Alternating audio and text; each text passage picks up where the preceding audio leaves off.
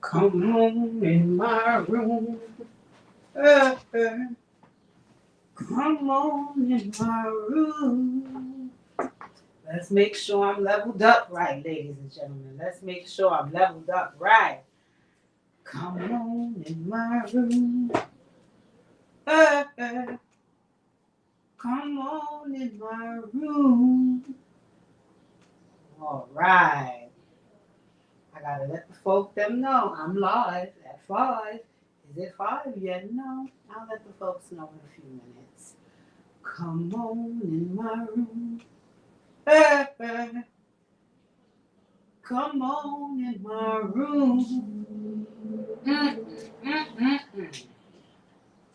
I'm scared to move this door on table back. Okay, I should be good. Let us pray.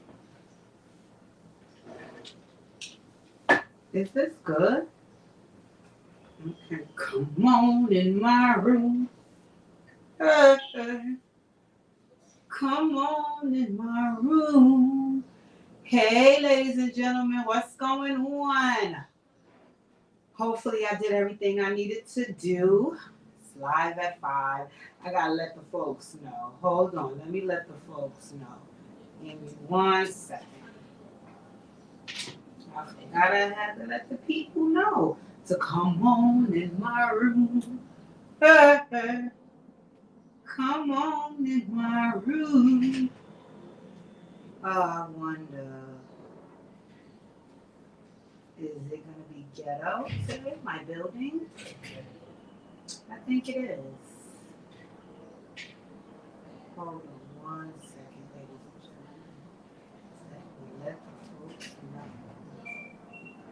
Yeah, I think it's going to be ghetto.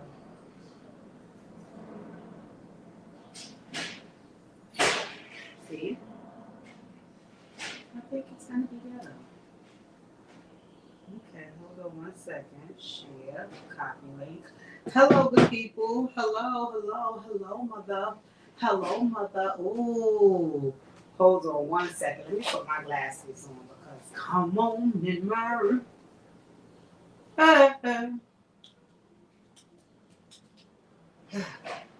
Lord have mercy. Close. Close.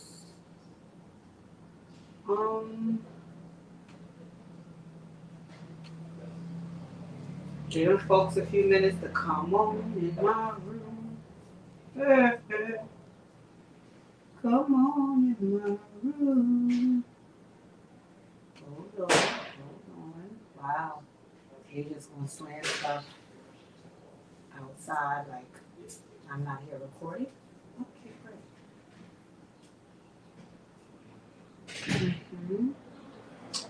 Hey everybody, hello Malaka, hello Malaka. Yes.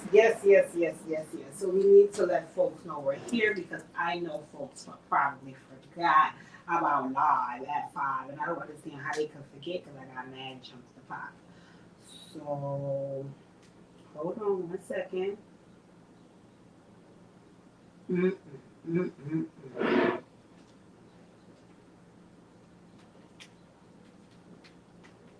Give me a few minutes, guys. Give me a few minutes. We're giving people a few minutes to join. You know, people say give them a few minutes. They trying to get their phone together, their connection together. But if you are here, say hey. Hey, Cookie. Give me 1 second. Gotta let folks know. I'm in busy.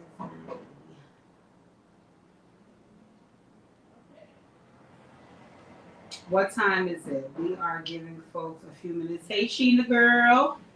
Hey. Good to see you on the live at 5. Okay, we get ready to talk our talk. We get ready to talk our talk. So go get your friends. Go tell a friend and tell a friend. Because we get ready to have some conversation. A lot has been lying.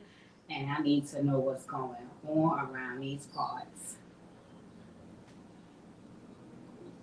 I hate when I first take out the rollers of my hair and they have like that curly, crazy looking look. I like when they drop a little better, but hold on 1 second. Come on in my room. You got one more minute before we get it going.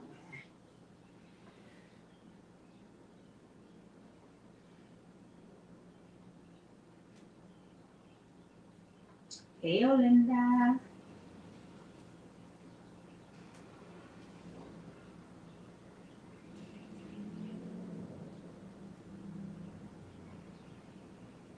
Sorry, y'all. I'm getting everybody together because I feel bad. I be cutting it close coming from work and then having to come home in my room. Come on in my room. Mm-hmm.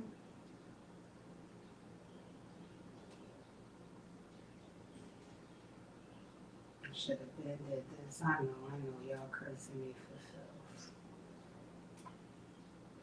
filth. Ugh.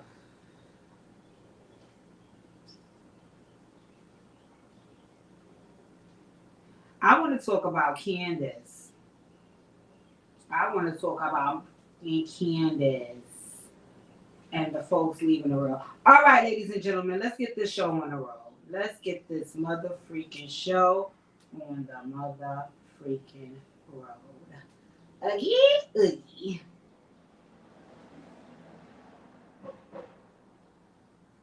Ladies and gentlemen, happy Tuesday. Happy Tuesday. Happy Tuesday. Tell a friend and tell a friend. If you are here, hit the thumbs up. Hit the thumbs up and like the video. That's how you support my channel for free. You get me an algorithm. Hit the thumbs up and like the mother freaking video. Happy Tuesday. We got some ish on the docket today that needs to be discussed. And I don't want to hear nothing. I don't want to hear nothing because I'm coming in guns blazing because I don't like what's going on. Your man Diddy is going coast to coast. He trying to get out the way. They got Robyn up for Real Housewives of Potomac. Candiace, scoot on over, baby. I've been wanting you going. Not necessarily going, but yeah, we'll talk about that. So let's get started with the reality shows. I know some of y'all act shady. Oh, I don't watch this. I don't watch it. I don't give a damn what you watching. Tune. Okay. So now let's get it going. We're starting off with the Real Housewives of Potomac. Come on in my room. Come on in my room. So as you guys may know, I don't do show reviews in its entirety, meaning I don't watch every single episode and report back to you guys. I do watch the show though. I love the show, so I do watch them. It's just that I don't record every single episode to you guys because I just don't feel the need to, right? What I like to do is I'll do a cast assessment when the season is a couple of episodes in. I'll do a cast final review when the season ends, and then I'll do the reunion, right? Depending on how spicy the reunion was. If it wasn't that spicy, I don't got time. But if it was, I'll come back here and let y'all know some things, right? First of all, the other night, let's talk about this whole Deborah, Ashley, Candiace, Robyn, this whole situation with the fight. My glasses are dirty. So how did things swing? Once again, ladies and gentlemen, please make sure you hit the thumbs up when you walk into the building. Hit the thumbs up. If you are new to my channel, please hit the subscribe button. Please hit the subscribe button. Also, I may have a damn DJ coming you guys' way because I had a revelation today at work. Shout out my girl Linda, my girl Melissa, my girl Stephanie. Because, things just take place during the course of your day, and it's good to have a support team to kind of be able to get you to say, yo, what you doing? Damn, DJ. So, anywho, boom shakalaka boom boom her. On the show, there was another girl who came through Deborah. Deborah was there last season when they accused Candiace's husband of being a pervert, Chris, right? They said that he was trying to flirt with all the girls and blah, blah, blah, and blah, blah, blah, and blah, blah, blah. All of that was a lie that they all made up because they wanted to ruin Candiace's marriage and her husband's reputation on the show because that's what they hired Giselle to do. All she does is speak about people's marriages negatively and implies things that didn't happen to try to assassinate the character and break up the relationship of those folks. Why she does this, who knows? I know that her pastor husband allegedly cheated on her and had all these babies on the side. She had to divorce him. So I'm guessing that's why she don't want to see anybody else happy. Who knows? Anywho, Ashley is the biracial girl on the show who married a Caucasian man, made 2 babies with him. She was his little ting-a-ling-a-ling school bell ring. What ended up happening was now I got the babies and stuff. I don't want a ting-a-ling-a-ling school bell ring no more. He still wants to live that vivacious lifestyle. So she decided to call herself divorcing him, and they're quote-unquote separated. In any event, Candiace can't get along with any of these girls because all Candiace do is say the most vile, nasty, and disrespectful things out of her mouth.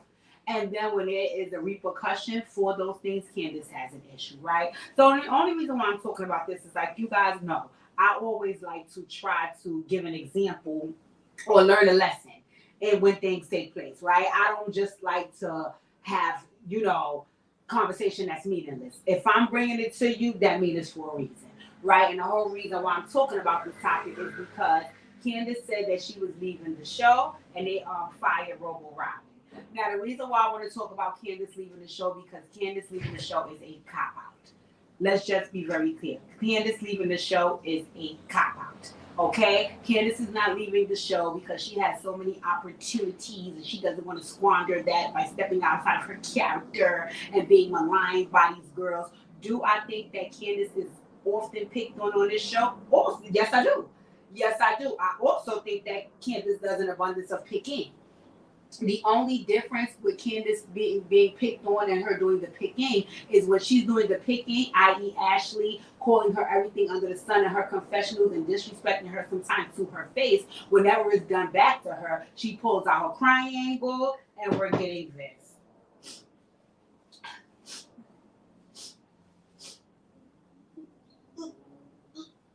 And all this dumb shit, right? And then what you're also doing is you're now making sticky notes and putting them on the mirror to say how you have to keep yourself motivated because you're so broken down. Because after running your mouth so nasty and disrespectfully, somebody finally came out and beat your ass.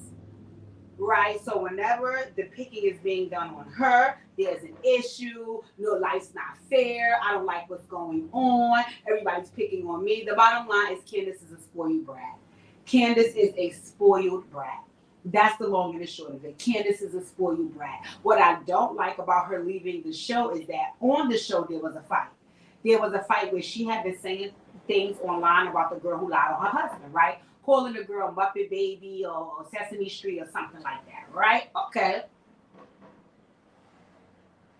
She had every right to feel whatever she wanted to feel about the young lady because the young lady did lie on her husband. Bravo ran that bean footage back, and that's not what happened, girl. You was lying. So her talking about the lady was totally warranted because why are you lying on my husband and making accusations against him that can ruin his character and possibly make him lose his job? So that was fine.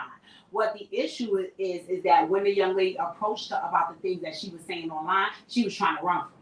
She was trying to run from her and get away from her because she knows that the young lady can be a little bit more about it than her, and she don't want to fight. She just want to talk crazy, and then when it's time for the repercussions of her talking crazy, she want to look around like she didn't do anything, right? And that irritated me because I feel like, don't get me wrong, I'm not saying there was nothing wrong with Candiace speaking about Deborah out of turn, but Deborah said to her when she approached her, all that you be saying online, say it to my face.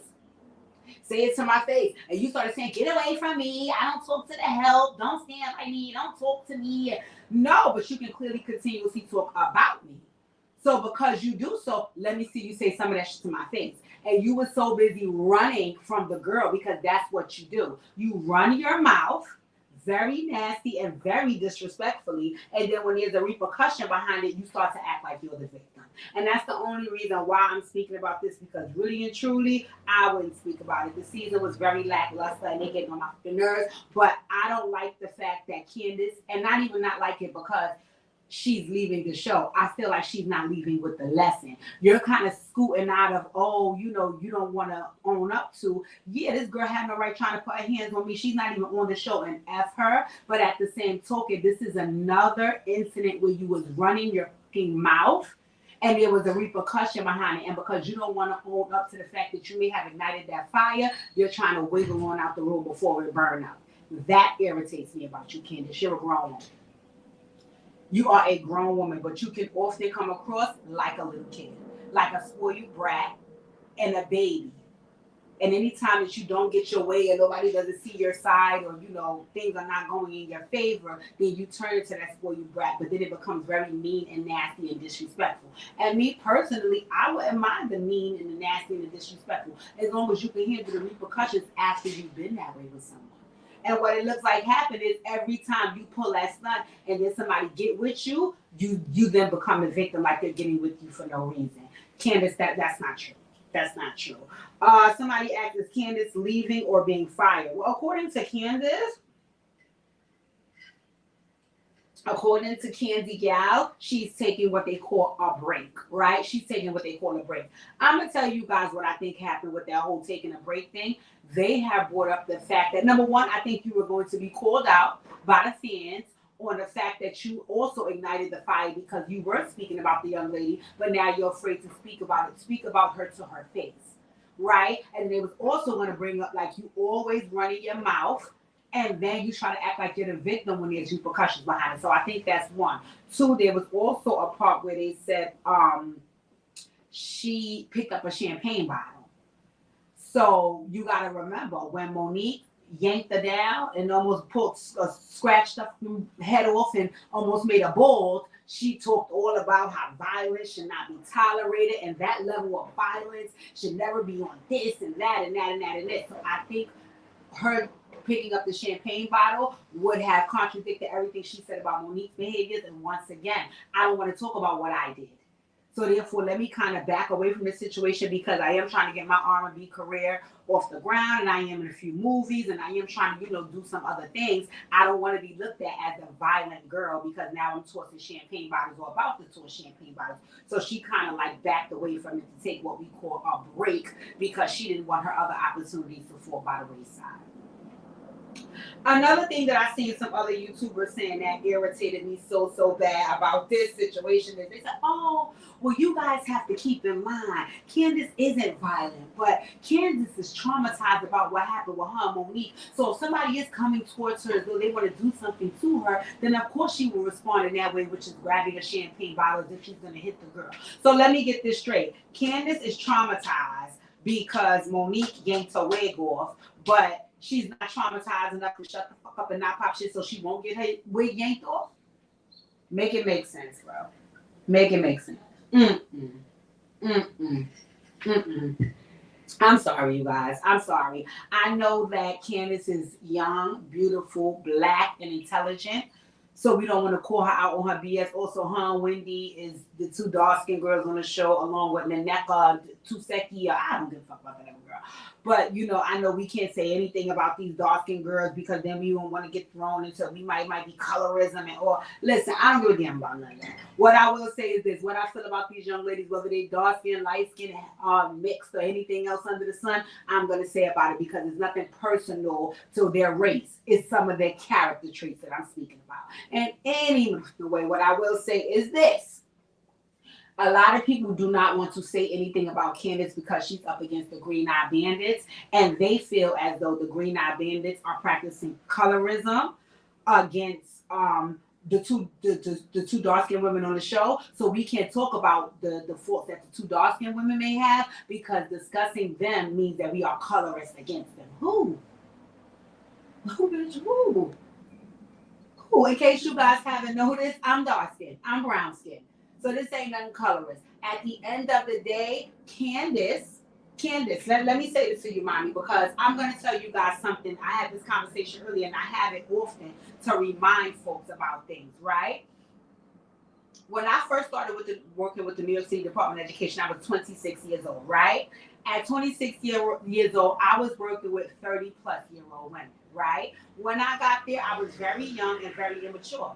Still wet behind the ears, still really had no grown-up life experience. And here I am walking in the door, used to being around my little clique that was the same age as me and being bossy and condescending and passive-aggressive and sarcastic and getting things to go my way by manipulating them and all these other things, right? And when I walked into these group of women who had 15 to 20 years in service to their community, who had families, who raised children, some were grandmothers.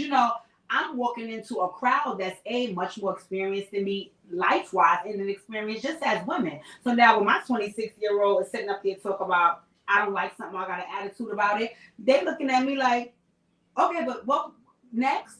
Moving on. And I remember feeling like, oh shit, so what I say don't matter? No, we have a job to do, sweetie.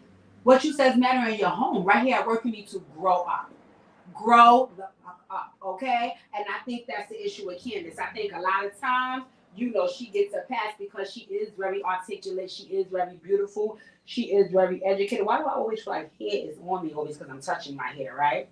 She's articulate. She's beautiful. She's educated. She's well spoken. She worked on the Obama administration. All that, all that, all that, all that. On top of her being a beautiful brown girl. So because of that, we can't really say too much about her antics. No, we have to call everybody on their BS. And I feel like she's trying to escape addressing that the same violent and disrespectful and egregious woman that she tried to paint Monique out to be in a heated moment is the same person she became in a heated moment. But we can't talk about that because if we do, then we're colorist against Candiace. No, we're not. We're calling Candiace on her bullshit. The rest of the world is calling everybody else on their bullshit. Mia is a man. So I don't care. Mia is a man. And I told y'all from last season she needed to go. Her spilling out her whole life story about Gordon and him telling she's now front chair and the leader of the show. I guess. Mm-mm. I think Mia's trash. I think Mia's trash and Mia needs to go. Wendy, I think that Wendy is a fake mean girl. I think that Wendy is a fake mean girl. I don't think Wendy is a mean girl at all. I think Wendy wants to try to fit in with the mean girl so sometimes she can do little mean shit. What Wendy doesn't understand is because I've been there, baby. I know how to ting swing. You gotta be able to uphold that. You got to be able to stand 10 toes down in that. You can't. You always fall under the green eye bandits. So, Wendy, go sit down and be yourself. That would benefit you in this situation, right? Ineka needs to go. All Ineka did was talk about Wendy. Ineka bullied the husband. What's the husband name? Oh, no. They just need to go. That couple just needs to go, right? Who else? Ashley. Of course Ashley put the friend on there to pick on Candiace. Of course Ashley did. You guys forgot Ashley's husband was suing Candiace. And he lost. So you don't think that Ashley said in her confessional, and I think even in one of the seasons, Candiace's mouth. You got to remember, that's what Ashley's husband was suing Candiace for. Her mouth. He lost. So Ashley said, oh, no. I'm going to find a way to get Candiace. So let me bring Deborah over here and let Deborah do what she do. And I don't want to hear no, I think Ashley did bring Deborah, but she didn't know how far she was going to go. Ashley ain't give a damn how far Deborah was going to go. She wanted Deborah to go somewhere because she wanted Candiace guy. Also, Ashley needs to be at the center of the drama because she has no other storyline aside from that. So if I'm the troublemaker and the instigator behind the scenes and I just snicker and laugh and make TikTok videos, then you guys will keep me on the show and I can still get my check. So was that a bad decision on Ashley's part? Not at all. Not at all. It was the most drama throughout the entire season. And now they're trying to say that this new best drama is Mia and Gordon. I guess. The only thing beautiful about Mia and Gordon's argument is when my boy Gordon said, fair, you want fair, go to a carnival. Listen, that's my new tagline. You want fair, go to a carnival. I love old head sayings. My mother is always dropping them. Keep going to that barbershop. You down to get your hair cut. Like, I just love old head sayings. And Gordon, you killed the game with that. You also shredded me and the man. Right? No, Aneka's man is not Happy Eddie. Aneka's man is Zabuma Fool. What is it? Listen. A wing away. Like, I don't fucking know what Aneka man was, but I was over. Who else is on it? Because I'm going to get to Robot Robyn, but she going to be last. Giselle is, listen. Really and truly, people are stupid, right? Because the way Karen serves Giselle, Karen should give tutorials and whole class about how to, listen, Karen don't play with Giselle. Karen do not play with Giselle. And because of that, Giselle is constantly coming back, befriending Karen. Okay? Because as soon as Giselle get out of line, Karen tap that motherfucking ass and get her back in line. And then when Giselle try to stay out of line, Karen ignore the door fuck out of her. Then she come back, oh, we have all these years and what the elders on the show, you need to be fired. Oh no, bitch, you wanted one, I gave it to you. See, what the problem is that folks are afraid to have war with Giselle. Not only are they afraid to, they don't know how to. They don't know how to. Let me tell you something. She can always come across emotionless, right? If you guys notice, she never wants to be an emotion. Candiace can sit up there and call her everything under the sun, and she would sit there straight face. So you need to become emotionless as well. So when she starts nitpicking and Robyn start doing all of this BS to antagonize you and get under your skin, you just have to show up emotionless as well. Because if you notice, I noticed with Mia, every time that they try to do things to get under Mia's skin, Mia turned it around and made a joke and, kind of laughed it off and shrugged it off like it wasn't really nothing. So they gravitated towards her. She knows she gets under the skin of Wendy. Look how Wendy cursed her the fuck out when she said that about Happy Eddie. She knows she gets under the skin of Candiace. Look at all the stuff Candiace says about her. And she just sits there emotionless, like none of it bothers her. And ignores the dog fuck out of her. They should be doing the same for her. Because if you notice, Karen does the same thing. Karen be like this. Okay, Giselle. Giselle showed up. Giselle had the cookies. Oh, my daughter baked these. Let us in. She was like, Giselle, you're not invited here. You need to call me before you show up at my home. Please go. And she like, Karen, you're not going to let me in? No, bitch, I'm not playing with you. I'm not playing with you. Karen ain't start yelling, screaming, crying, calling her everything under the sun, talking about her dwindling uterus. Karen simply said, bitch, you don't got time for me. And guess what? Knock, knock. I have none for you. So that's the issue there. Y'all keep giving this girl too much emotion and she's giving y'all none. Listen, fair exchange ain't never been no robbery. But every time she showed that she can pull that out of y'all, she doesn't. She sit there pretty. Because I don't like her. They said Wendy saw boo-hoo when she said that. Wendy, you're not a mean girl, baby. Just stop trying. You're a commentator. Stick to that. Anywho, last but not least, because I want to move on. I want to move the F1. I want to move on. So, Robyn. Come on in my room. Come on in my room. Robyn, I want to say something about you, right? Ladies and gentlemen, if you are new here, please subscribe to the channel. If not, and you just came back on by because you love my commentary, hit that like button. Robyn,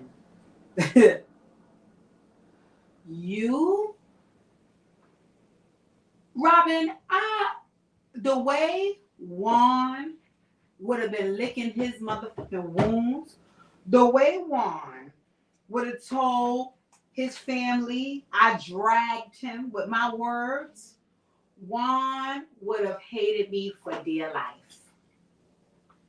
For dear life. Come on in my room. What's up, Sayuri? I miss you. First of all, heal up, will up, bring it back, come rewind. You had a storyline with Juan, right? You refused to discuss the storyline with Juan, which was him cheating on you, right? Let me be very clear in my assessment of Juan and Robyn, and I could be wrong. I think that Juan is out here looking at BBLs and lifted tits and all these other sexy ladies, and he's interested in that. Meanwhile, Juan, what's her name, is walking around looking like Queen Latifah. So because of that, I'm just really with you because the comfort of knowing that you're a mom that will handle your business, and I know you like the back of my hand, but really and truly, I'm out sickety with these Spanish hoes getting my life, right? I think Robyn does not give a flying that Juan is not interested in her being Rob the Builder, I'm sorry, because I think Robyn is allegedly a lesbian. I'm sorry, my mind is not going to change about that. Now, do I know if she's in love with Giselle? I don't know if it's necessarily Giselle or she just like the fact that Giselle is a beautiful woman. Who knows? But in my honest belief, I think that Robyn is allegedly a lesbian. Again, I'm not saying that to offend her. She just definitely gives off that she's not attracted to Juan as a man. She has more emotion for Giselle than she has for Juan. Anyway, This motherfucker has a whole cheating scandal, right? I don't think Robyn had that cheating scandal to think about what she gave a flying fuck, which is why I didn't show no emotion or have no need to talk about it. I just didn't want y'all blasting me all over the TV because y'all embarrassing me, right? So you chose to keep that to yourself. Then you chose to go on your podcast and air the story out for $3 or $5, however much money you air the story out for, and not expose it on a reality TV show that you get paid, from what I hear, close to 7 figures for. And then on top of that, after you do that and you get crucified, when you return on a new season, instead of you now bringing it back up and at least giving us some context of what you actually believe about the situation, you still didn't want to talk about it. And when you tried to ask Juan to make some form of explanation for, you know what Juan said? I don't care, Robyn. You know what Juan was focused on? Juan was focused on getting you to be back Candiace's friend. He wasn't thinking about talking about his cheating scandal. He's still with his hoe on the side. You're not bringing her up on the TV screen. But you had got cursed out the last time. So you were saying, well, let me try to do something this time. But then you very crafty, because you brought it up for 5 seconds to him so you could appease Bravo. Look, I said it to him. He was the one that didn't want to talk about it. But what you also did on the back hand side of that is when the group tried to bring it up, because my girl, Karen, the Grand Dame was in your neck. The Grand Dame was in your neck. She was like, hi. Yeah. So we never got a chance to really go through the details. And then you started with the, what do you guys want to do? Assassinate me? You don't want to see me happy? Robyn, shut the fuck up. Shut up. Shut up. Okay? You ain't slick or you ain't low. But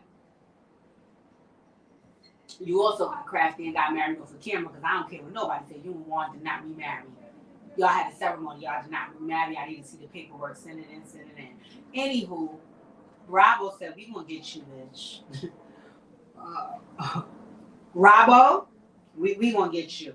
Rob the Builder, we gonna get you. And they got you. And the reason why I want you got, let me be clear. I don't want to see another woman lose their job, right? She has children to feed, right? But the reason why you need to be got, because they said, yet again, you showed up to a reunion without Juan. Juan is unemployed. He lost his job. You think a motherfucker will tell me you want to let me lose mine? No. Bring, you come to this reunion and you come sit behind me and you wear your best tuxedo and you give your best version of that motherfucker story with you and that hoe in the hotel, and you make it work. Make it make sense, because we need this check. But Juan said, you know what, bitch? I told you don't go on that podcast and tell about the story. You still went and did it. So you think now I'm going to come and save you again? Fuck you. I ain't saving you. Go there by yourself. Which leads me to believe that he didn't marry you again. He don't give a fuck about you. And now here you are again with some more poppy copy. Robyn, you needed to go. Maybe you can go somewhere else and make close to 7 figures, but this job is not for you, and I'm happy you go. Let's move on from these heifers. Listen. I want to talk about Rollie. Y'all saw Rollie's transformation? So Rollie is coming out with a reality show. We watching Rollie show. We are watching Rollie show. You know why we watching Rollie show? Because we want to know, like, Rollie, what happened, sis? What happened? But I see she had, I think it was weight loss surgery, tummy tuck, and BBL. But I think it was like a double BBL. So I think you go around like 9 rounds and then you be awake and all this crazy stuff. Rollie, God bless you, because I can't be awake for anything, not one thing. So God bless you if they kept you awake. My other thing is that if they were doing this off a promo, you should let them know promo included an anesthesiologist. And if they cannot be a part of this, I cannot be a part of this. They wanted the promo, so they would have done that. Them keeping you awake and shoving that needle in your lardy ass, it didn't work for me, and I know it didn't work for you. But in any event, you look good. I see the new you look good. I just put a post up earlier, and I want to say something about this, right? Because I think when people see women as big as people like me and Rollie, and then you see us with our new bodies, and we're here glorifying our new bodies, I see a lot of people will go out of their way to find fault on the new body because it's not perfect. But I'm going to tell you something that me and Rollie think, women like us alike think, is that it has nothing to do with perfect. We can look at our body every day and see a dent or a roll or a cellulite or a stretch mark that we would like to have removed, and everything more things we need done and so on and so forth. It has nothing to do with our bodies being perfect, but everything to do with where we came from. I just posted a picture today. You guys go check out my Instagram. I'm born, BORN_Bossy, BOSS and 4 Ys. Why? Go check out my Instagram and my Facebook. I went and posted a picture today. And the reason why I posted the picture is because some days I look at my body in the mirror and I'm like, bitch, who shit it? Bitch, who shit it? Right? You did. You did. And not you shit it because you out here looking like Serena Williams or anything like that. More so you shit it because look at what you came from. This is a total transformation from the way your body used to look. So as far as Rollie is concerned, I know people are still going to judge her transformation, which is why I want to watch her reality TV show, because I think that her being proud of the way she looks right now is huge for her, and I'm happy for her. I'm happy she's happy, because most times when you don't like the way you look, and that's whether you're overweight or not, you're just not happy, right? Some people, if you have a missing tooth in the front, you don't like it. You're not happy. You know what I'm saying? So we watching for Rollie transformation. Yesterday, I watched Maya Adams on Angela Yee's show.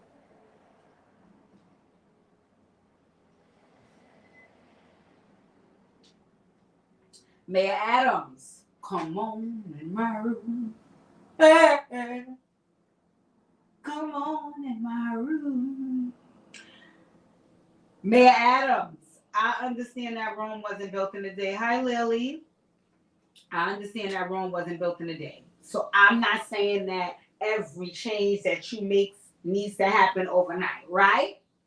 But what I didn't like to some of your answers on Angela Yee's podcast yesterday was that it was more so about you continuing to say that Rome wasn't built in a day, right? Which I get.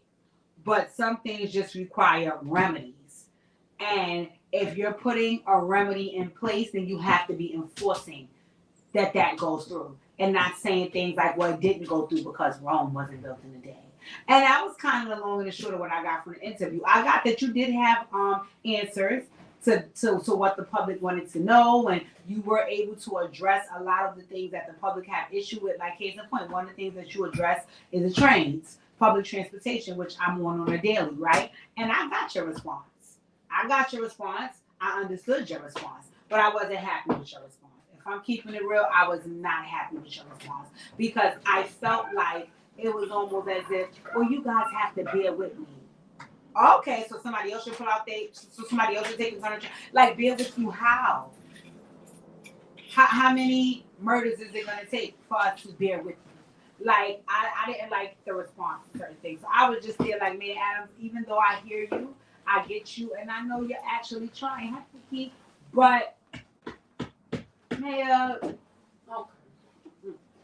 So let's get on from him, and let's talk about my boy Diddy. Come on, yeah. Come on in my room.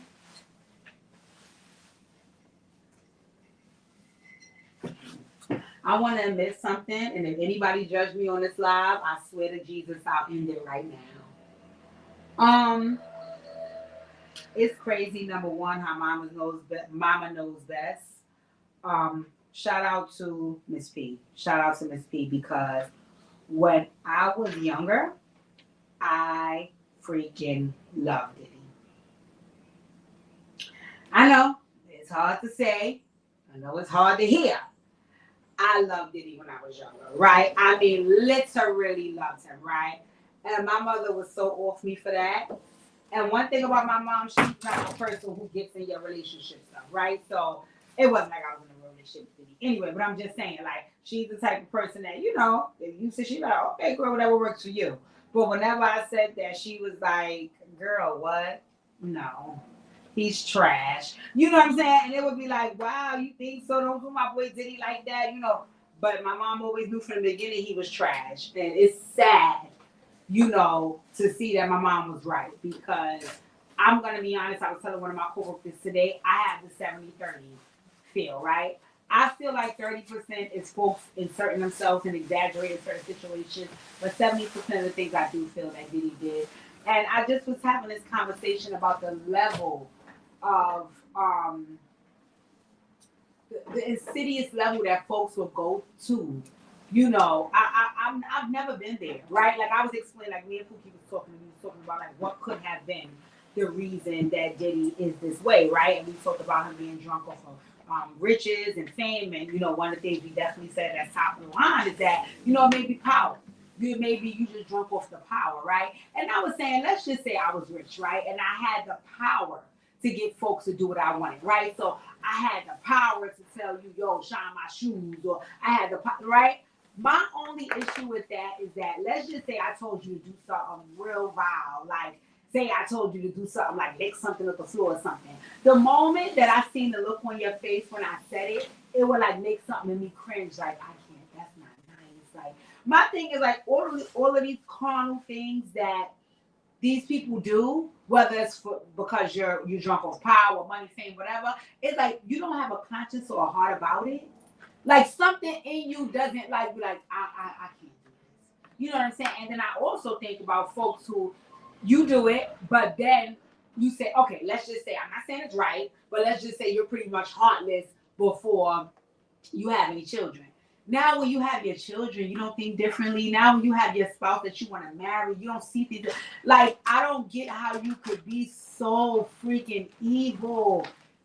Oh, for years and years and years. It was the same thing with the R. Kelly thing, like years and years, and not feel some level of damn, like how could I?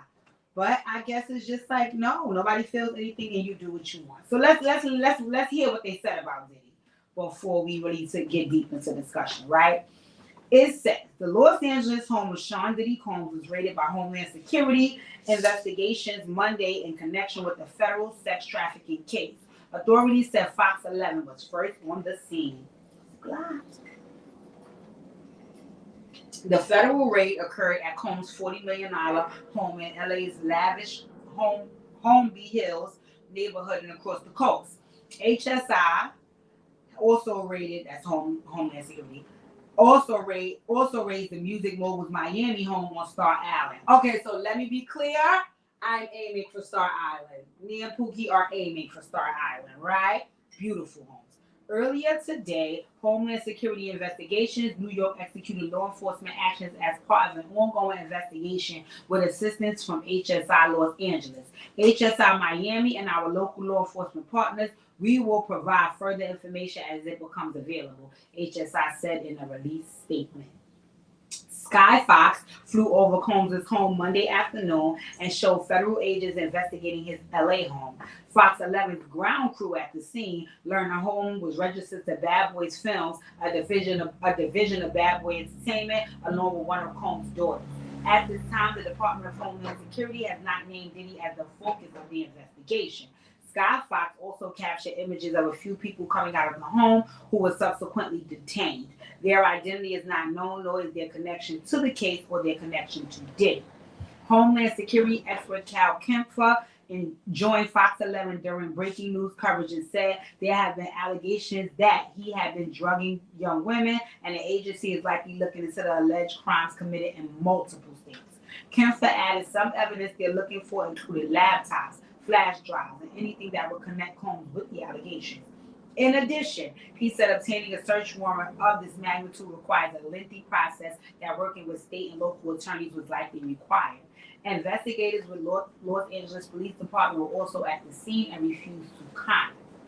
We will always support law enforcement when it seeks to prosecute those that have violated the law, said Doug Wigdor, a lawyer for Cassie Ventura and one of Diddy's other accusers in a release statement. Hopefully, this is the beginning of a process that will hold Mr. Combs responsible for his depraved conduct. Fox 11 reached out to Diddy representation for comment. Other allegations against Sean Diddy Combs. Diddy was also mentioned in Cat Williams' explosive interview with Shannon Sharpe on Club Shay Shay. All lies will be exposed, Williams said when asked about Diddy, Harvey Weinstein, R. Kelly, and Michael Jackson. Last year, Cassandra Ventura, also known as R&B singer Cassie, dropped a bombshell lawsuit in the New York federal court against the Bad Boy mogul. Combs and Ventura dated between 2005 and 2018. The lawsuit details several eyebrow-raising allegations that detail years of alleged abuse. Then the two settled on a settlement of that. The two then settled on a settlement the next day. Damn, how long was this article? Yeah, they have a lot here. They have a lot here. This is Fox LA. They have a lot here. I want to say something about this situation with Diddy, right? Like I said, I'm going to 70-30, right? I'm going to 70-30. I'm going to say that I believe 70% that Diddy, you did all this shit. And I believe the other 30 is folks saying, wait. He did pop a button off my shirt, so let me get up in there and get my spread. Which you ain't wrong. He had no business touching your shirt. So I did it, right? I want to say something to the victims because, again, Diddy gonna pay the piper. That's the long and the short of that. It's too deep now. Diddy is not beating this. This is R. Kelly 2.0. So it's a dub, right? But I want to say something to the victims because what I think happens is Candiace syndrome. And that's what I'm going to call it here because I think this is the reality of the situation. And I'm not saying this to be mean or malicious, but I'm also saying this so folks could not live in misery because of continued behavior, right? I get that folks have been put in unfortunate situations.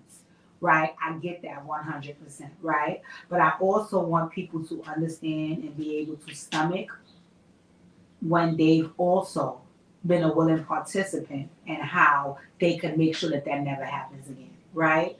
So I do understand that sometimes folks are young, sometimes folks are under the influence, sometimes folks are afraid, nervous, sometimes folks are detained. There's plenty of ways that you can definitely say or feel like it was nothing that I could do, right? And I do believe that sometimes there is nothing that you could do. My conversation is about moving forward and things that you can do so this does not happen again. So like one of the things that I heard was one of the producers he said he was on the Love album. And one of the things that he said was while he worked on the Love album, it was told to him that he needed to live with Diddy in order to live in the production or something like that. Live in the vicinity of Diddy while he was making this album, right? Which, okay, I don't make music. Everybody has their musical process the way they do things, so maybe that's what it is. What he also shared was that during the duration of him living with Diddy, that weird things started to happen. So like case in point, I think one of the things he said was like he had to watch Diddy shower, like all of these things that had nothing to do with the music. All of these things that had absolutely nothing to do with the music. And if I'm not mistaken, I want to say he said he lived with him for a year. I can run the story back just to, make sure that I'm saying the right things. I don't want to accuse the young man of saying things that he did not say. So this is all alleged commentary. But let me be clear, right? I am very much aware that we are living in hard times and folks may need, and this is not some folks may feel like it's not a luxury, it's a necessity that I have X, Y, and Z. So I'm pretty sure that working on the Love album was huge for him. Diddy is a mega star. But at the moment that you had to compromise your morals and your values to be able to partner with this man doing something that you love is the moment that you needed to step away from that partnership. Right? Do I get that Diddy is powerful? 100%. Do I get that Diddy has money? 300%. Do I get that Diddy could have closed many doors in your face? I 100% do understand that he could have. I also understand that whatever God wants to happen is going to happen regardless of whatever man wants to do. So the moment that we become complicit in our own misery is the moment that we also become responsible for. And I want to say this to all victims involved. I am not going to stand up here with a straight face and say anybody deserved anything. I'm not going to say that anybody was in their right mind when all these things happened to them. I'm not going to say what happened to them is okay. And I'm not going to ever take the blame off of these monsters and demons that conduct these acts, that conduct these behaviors, right? So that's not what I'm saying. What I'm saying is, if you want to move forward and ensure that this does not happen again, make sure you assess and reassess and assess and reassess again what took place to not ever be able to make the decisions you made to get you to where you were. Once again, let me reiterate, like for example, a lot of people watched Risa Tisa, right? I didn't watch Risa Tisa. I watched maybe, I don't know if I got past 2 minutes of the very first Risa Tisa video, or Risa Tisa was 50 videos. I never got past the first one. In the initial video where Risa Tisa said, if I'm not mistaken, and y'all could correct me if I'm wrong, if this was the first video, maybe I just seen it first, I don't know. But Risa Tisa said that she met a man in 0.2 seconds, and during the pandemic, she let the man move in with her. From that moment, I checked out of the video. What I heard was that after that, Risa Tisa went on to say all of the lying and manipulating and, you know, just all of the things that this man said and did that allowed her to see, like, you know, wow, this is really a demonic person, because look at the measures that he will go to try to trick me and fool me and manipulate me. You know, you're a messed up person, right? And I get it. Diddy, you're a messed up person. R. Kelly, you're a messed up person. And every other allegation against any other human being that makes them a messed up person, I get it. What I think the victims don't get is that there is something that you can do to prevent that from happening again. And I think, which is why I'm going to do my damn DJ, it irritates the soul of victims to hear that to some degree they could be held accountable. Because I think in their mind, when you tell a victim about something they've been through that to some degree they could be held accountable, they're hearing that you're trying to say that other person isn't wrong, I am. That's not what folks are saying. At least that's not what I'm saying. This has nothing to do with me taking the blame off of the person who did whatever they did to you. What I'm saying is that there may be some actions and behaviors that led you down that path, and we want to make sure that you rectify those actions and those behaviors so you never have to go through that path again. What Jeezy said? There's predator and there's prey. When he said something about there being predator and prey, and I'm predator, I pray three times a day. You know what I'm saying? Motherfuckers in certain situations could smell you from a mile coming. You know, it's about thinking. You know, it's about, you know, paying attention. It's about using your sixth sense. It's about being disciplined. You know, these are some of the things that you could really. It's about healing. Praise God. Shout out to Operation Heal 100 Hearts. It's about healing, so you never make these mistakes again.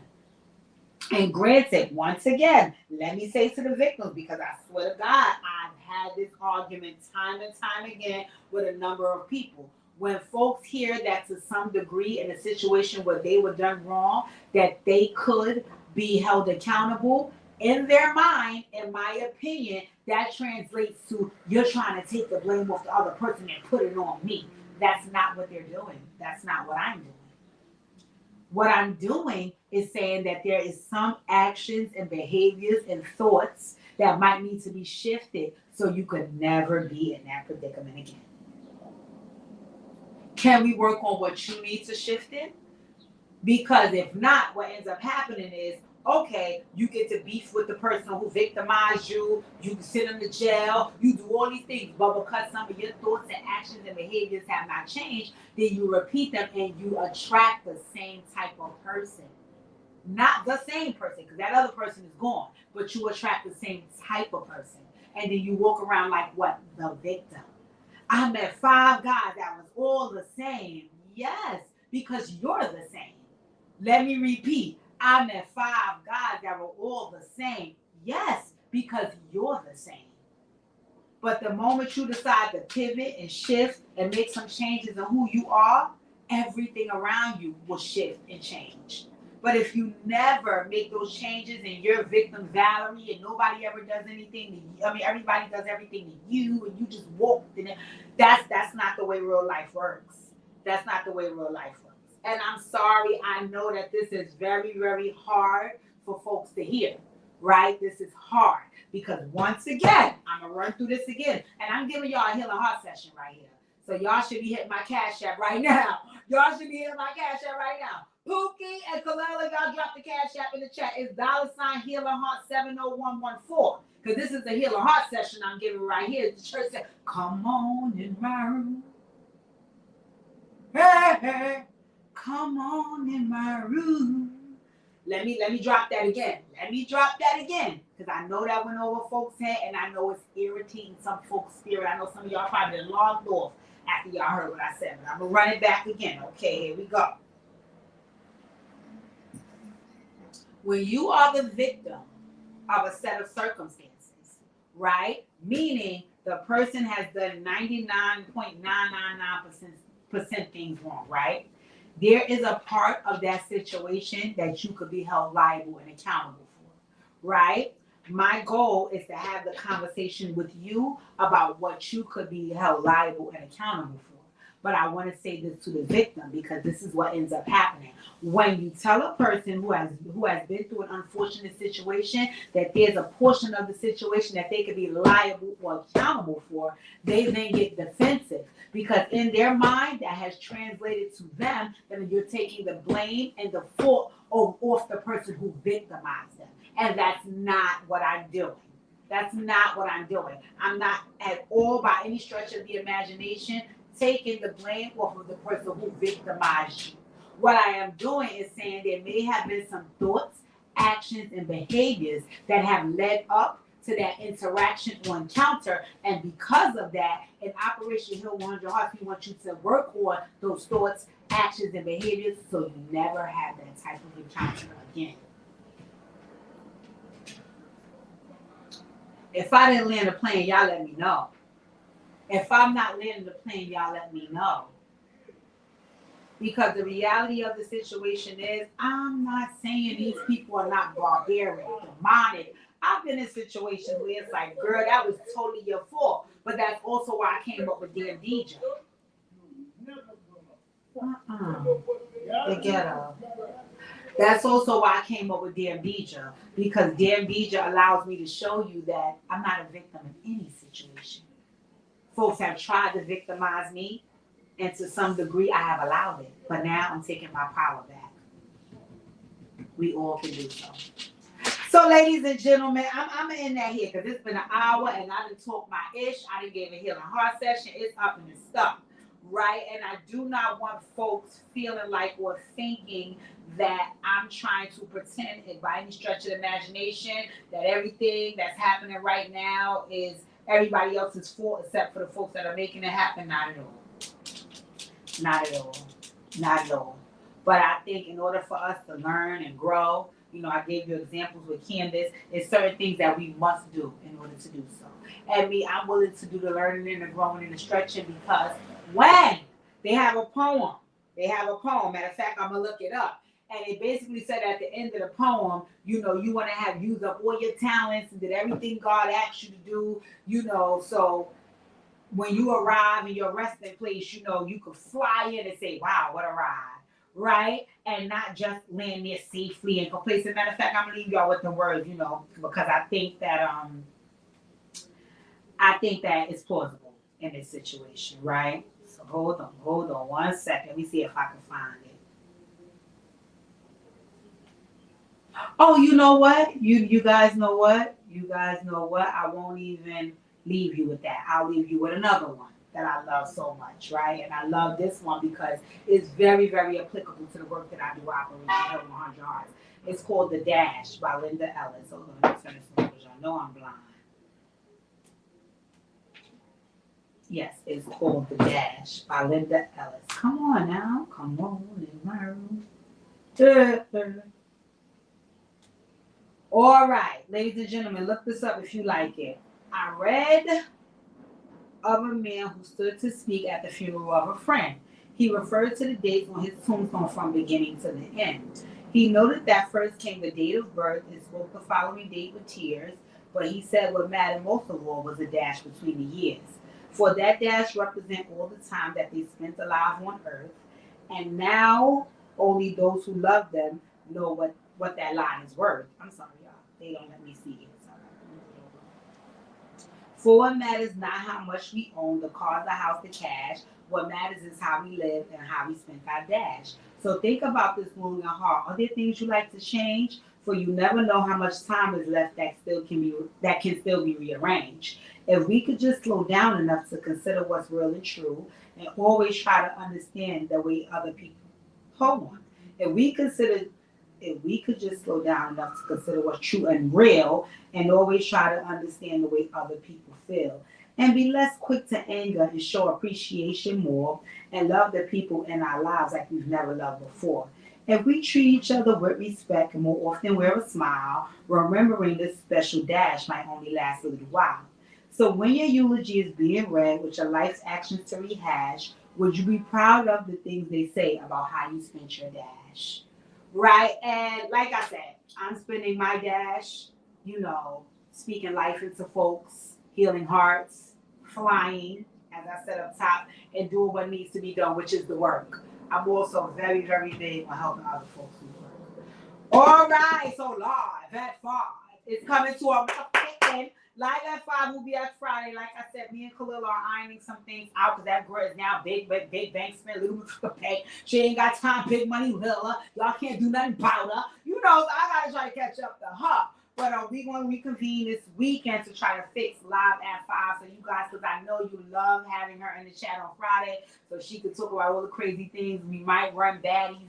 Zeus, oh God, that was too much. In any event, shout out to all the folks that attended my friend Sheena's event on Saturday. We had a beautiful grand old time. We are approaching second quarter, ladies and gentlemen. April 1st is the start of second quarter. What do you want to do with your dash? Let's discuss it. I will be going on a cleanse next month. I want to discuss that with you guys. I got it from a fellow YouTuber, Armand Wiggins. He's on TGIF. But I liked that some of the things he spoke about with the cleanse, but that's a separate video. In any event, we have some conversations to be had. We have some things to do. We have some hearts to heal. And, you know, I know what I'm doing with my dash. So I want to make sure that you guys know what you're doing as well. Last but not least, please make sure you like, comment, share, subscribe. Like, comment, share, subscribe. Do me a favor. Make sure you go back and look at them old Dear DJ videos and catch up on them. Oh my God. Let me give y'all a preview. Let me give y'all a pre-motherfucking view. So tomorrow, a Dear DJ is dropping 7 a.m. as per usual. But let me tell you the beauty of this Dear DJ. This one is a response to a Dear DJ from last week, right? And I don't know if you guys remember, but we did Dear DJ with a bride that's about to slide, right? So remember her? Okay, well, the groom has entered the chat. The groom has entered the chat, and he's not here to play with you. So I'm going to read his Dear DJ, which is dropping tomorrow at 7 a.m. Please make sure you guys tune in. Dear DJ, I hate when people try to come and tell a one-sided story to make themselves look good or like the victim. You know that bride that's about to slide? Well, let me introduce you to the groom with an open wound. Ooh, let's run that back. Let me introduce you to the groom with an open wound. Everything my fiance said in her letter is true, even about the part where she implied that there was infidelity on my part once or twice in our relationship. What she forgot to mention is during said time when she couldn't trust me and I was the worst human being in the world, she decided to join the Get Back gang. Well, child. And began corresponding with different men via social media and WhatsApp.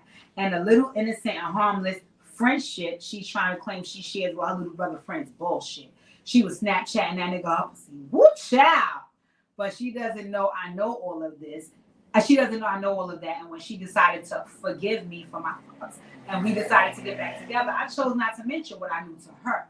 But when she tried to subliminally show me a Dear DJ about her letter, I unleashed the information I knew. And can you believe she still tried to play victim and call me a liar? Yo, that shit took me over the edge. I love my baby moms and I damn sure love my fiance. But more and more lately, those two people that I know and love are becoming invisible and she's becoming a stranger to me. I didn't make a baby with or propose to a woman I do not know. I'm not overreacting. I'm over her ass. Signed, the groom with an open wound. Ladies and gentlemen, tomorrow the response to that will be dropping at 7 a.m. Please make sure you like, share, comment, and subscribe. And thank you for tuning in. I will see you guys Friday for Live at 5.